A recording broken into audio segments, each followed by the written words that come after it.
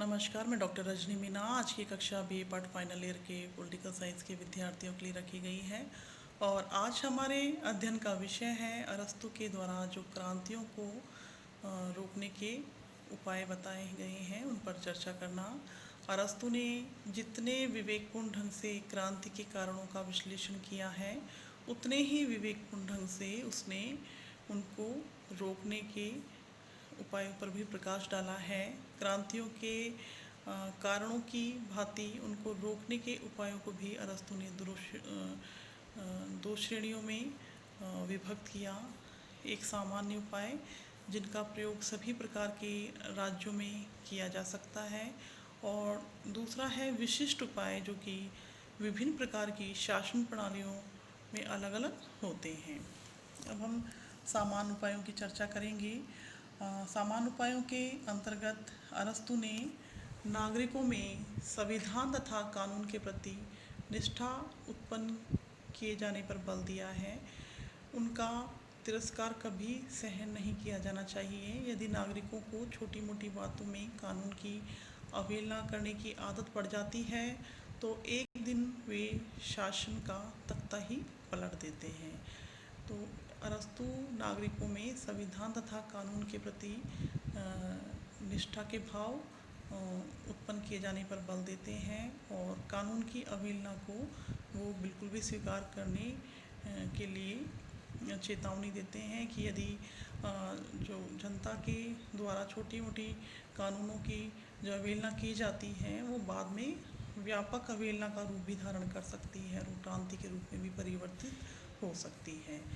शासकों को जनसाधारण के प्रति सहानुभूति तथा उदारता का व्यवहार करना चाहिए और उनका विश्वास तथा स्वेच्छापूर्ण सहयोग प्राप्त करने का प्रयास करना चाहिए। उनके ऊपर किसी भी प्रकार का अन्याय तथा अत्याचार नहीं किया जाना चाहिए। इस प्रकार अरस्तु शासकों के द्वारा भी जो जनसाधारण हैं उनके प्रति अच्छा व्यवहार करने का एक तरह से परामर्श देते हैं और उन पर किसी भी प्रकार का अत्याचार न किए जाने पर बल देते हैं। शासन सत्ता के साथ आर्थिक सत्ता का सम्मिश्रण नहीं किया जाना चाहिए। जब जनता अपने शासकों को सार्वजनिक धन के से जेबों को भरते हुए देखती है तो वह विशुद्ध हो जाती है और राज दंड धारण करने वालों को कंचन के बोझ से सदैव मुक्त रहना चाहिए। अरस्तु का ऐसा मानना था क्योंकि जनसाधारण यह बर्दाश्त करने की स्थिति में नहीं होता कि जो सार्वजनिक धन है उनसे शासक किसी भी प्रकार का विलासितापूर्ण जीवन व्यतीत करे और इसी वजह से अरस्तु ने कहा कि कंचन के बोझ से शासक वर्ग को सदैव मुक्त रखा जाना चाहिए। शासन सत्ता किसी व्यक्ति या वर्ग विशेष में केंद्रित ना होकर समस्त वर्गों में विभक्त रहनी चाहिए। किसी व्यक्ति को अकस्मात और बिना पात्रता की पदोन्नति नहीं की जानी चाहिए और न ही किसी को बहुत अधिक सम्मान दिया जाना चाहिए। शासन के पदों की अवधि छोटी रखी जानी चाहिए ताकि सरकारी अधिकारीगण जनता के ऊपर अन्याय ना कर सकें और दूसरे अधिक से अधिक लोगों को सरकारी पद प्राप्त करने का अवसर मिल जाए। सरकार को राज्य के सामाजिक आर्थिक तथा राजनीतिक ढांचे में कोई क्रांतिकारी परिवर्तन नहीं करने चाहिए। उन्हें मध्यम नीति का अनुसरण करना चाहिए अर्थात राजनीतिक ढांचे में सरकार के द्वारा बहुत ज़्यादा व्यापक परिवर्तन ना किया जाए क्योंकि जनता इसे स्वीकार करने की स्थिति में नहीं होती। इसलिए जो भी परिवर्तन किए जाएं उसके अंतर्गत शासक को मध्यम नीति का अनुसरण करना चाहिए और धीरे धीरे परिवर्तन लागू करने चाहिए। विदेशियों को शासन का कोई उच्च पद कदापि नहीं दिया जाना चाहिए क्योंकि जन कल्याण में उनका यथेष्ट अनुराग कभी भी नहीं हो सकता क्योंकि जो विदेशी व्यक्ति होगा वो विजातीय होगा और उसको उस देश के प्रति उतना अनुराग कभी भी नहीं हो सकता। इसलिए विदेशियों को अरस्तु बड़े पदों पर नियुक्त किए जाने के पक्ष में नहीं थे। क्योंकि इससे जनता का कल्याण नहीं हो सकेगा। प्रशासन में किसी भी प्रकार का भ्रष्टाचार नहीं होना चाहिए। रिश्वतखोरी जैसे भ्रष्टाचार को भी बड़ी कठोरता से कुचला जाना चाहिए। अरस्तु का ऐसा मानना था कि जब तक भ्रष्टाचार मुक्त प्रशासन नहीं होगा तब तक वहाँ पर स्थिरता का दौर उत्पन्न नहीं हो सकता। क्रांति से यदि बचना है तो प्रशासन को भ्रष्टाचार से मुक्त रखने के उपाय शासक वर्ग को करने होंगे। इस प्रकार सामान्य उपायों के बाद अरस्तु विशेष उपायों को स्पष्ट करने का प्रयास करते हैं। विभिन्न प्रकार की शासन प्रणालियों में अलग अलग उपाय वो सुझाते हैं कि जिससे कि क्रांतियों को रोका जा सके। अरस्तु के अनुसार जनतंत्री शासन प्रणाली के अंतर्गत विभिन्न विचारों तथा वर्गों में संतुलन बनाए रखना चाहिए। उनमें धनिकों के प्रति उदारता का व्यवहार किया जाना चाहिए और उनकी संपत्ति अक्षुण्ण रखनी चाहिए। अर्थात जनतंत्र जहाँ पर है वहाँ पर धनिकों के साथ बहुत उदार व्यवहार हो और उनकी संपत्ति को भी अक्षुण्ण रखने का प्रयास किया जाए। कुलीन तंत्र तथा धनिक तंत्र में निर्धन लोगों का विशेष ध्यान रखा जाना चाहिए ताकि सर्वसाधारण में हानि की भावना उत्पन्न ना हो पाए, जो कि क्रांति का एक बहुत बड़ा कारण होती है। विभिन्न प्रकार की शासन प्रणालियों को क्रांति से बचाने के लिए विशेष उपायों की स्थापना करते हुए अरस्तु निरंकुश राजतंत्र अथवा आततायी तंत्र की सुरक्षा के साधनों का उल्लेख करते हैं। यह उसके वैज्ञानिक दृष्टिकोण का परिचायक है। एक निरंकुश राजा को क्रांति से बचने के लिए कौन कौन से उपाय करने चाहिए इनकी चर्चा हम करेंगे। पहला, उसे एक अत्यंत कुशल गुप्तचर विभाग रखना चाहिए जिसमें स्त्रियां भी सम्मिलित होनी चाहिए। उसे जनसाधारण के सामने सदैव विदेशी आक्रमण का हवा खड़ा करना चाहिए। उसे जनसाधारण को बहुत अधिक कमी नहीं होने देनी चाहिए। उसे विस्तारवाद की नीति का अनुसरण करना चाहिए, अर्थात अपने राज्य की सीमाओं को बढ़ाने का प्रयास करना चाहिए। उसे नागरिकों का बहुत अधिक बौद्धिक विकास नहीं होने देना चाहिए और उसे जनगण को बहुत अधिक धनी नहीं होने देना चाहिए।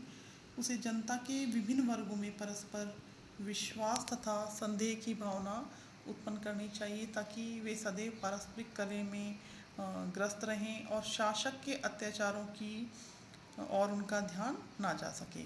इस प्रकार से अरस्तु ने बहुत से इस तरह के उपाय बताए जिसके माध्यम से निरंकुश तंत्र में क्रांति को किस प्रकार से रोका जा सकता है। वो कहते हैं कि एक कुशल गुप्तचर विभाग हो जिसमें स्त्रियों को सम्मिलित किया जाए और जनता को विदेशी आक्रमण का भय उत्पन्न करके रखना चाहिए जनता के अंतर्गत, जिससे कि वो शासक वर्ग के ऊपर ध्यान ना दे सकें। और विस्तारवादी नीति अपनाने पर भी वो बल देते हैं।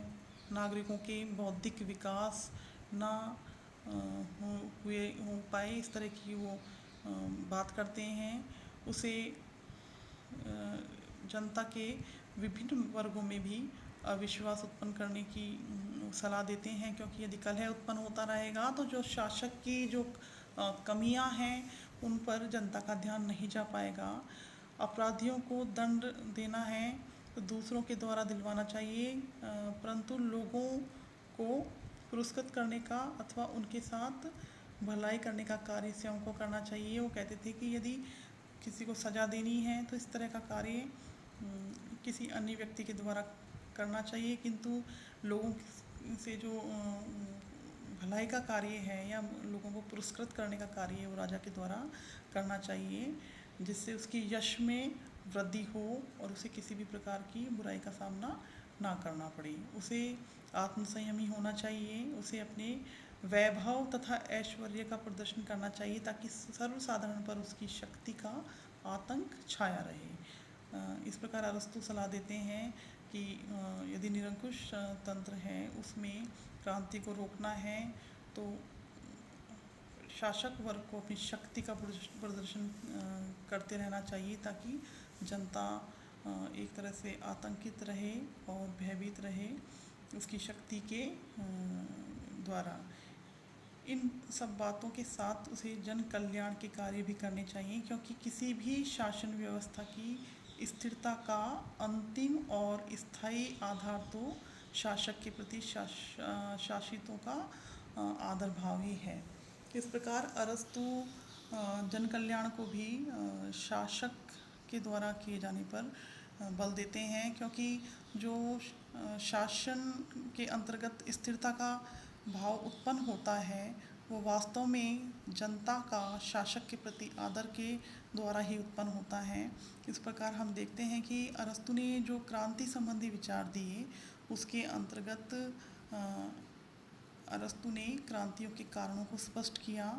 अलग अलग शासन प्रणालियों में कौन कौन से क्रांति के कारण होते हैं उन्हें स्पष्ट किया, और क्रांति को रोकने के उपायों के अंतर्गत भी उन्होंने उपायों को भी दो श्रेणी के अंतर्गत विभक्त किया। एक तो सामान्य शासन प्रणाली के अंतर्गत क्रांतियों को रोकने के उपाय, और विशेष शासन प्रणाली के अंतर्गत क्रांतियों को किस प्रकार से रोका जा सकता है।